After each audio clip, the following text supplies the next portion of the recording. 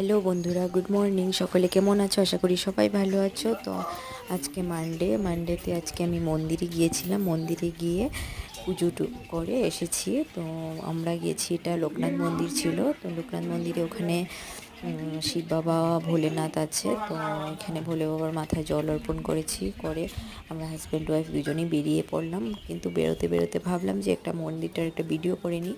তো সেই জন্যই আমি এই মন্দিরটার একটা ভিডিও করে নিচ্ছি। দেখতে আমার সকাল সকাল ওয়েদারটাও ভীষণ ভালো ছিল। তো ভাবলাম যে একটা ছোটো মোটো একটা ভিডিও নিয়ে নিই, আর বন্ধুদের সাথে একটু শেয়ার করতে পারবো।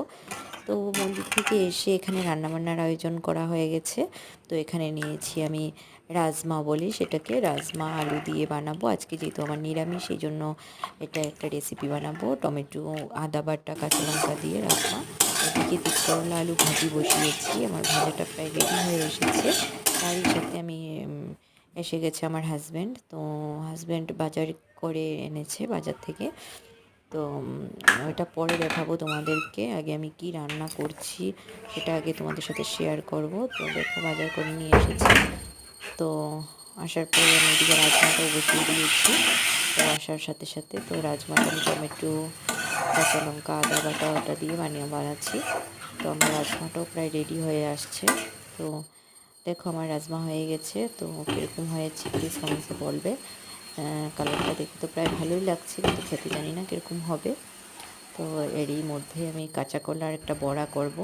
তো দেখো, কাঁচা কলার নিয়ে নিয়েছি। কাঁচা কলার বড়া করে, এই যে বড়া হয়ে গেছে আমার কাঁচা কলার বড়া করে একটা রেসিপি করব। তো সেটার জন্য আমি এখানে আলু ভেজে নিচ্ছি। ফোড়নে জিরা, গোটা গরম মশলা দিয়েছিলাম। এখানে কসুরি মেথি, কাজু বাটা,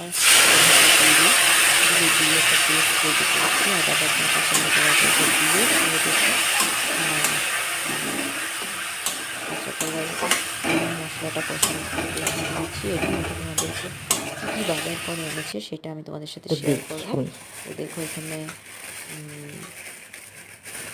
এসে এনেছে যে আনারস,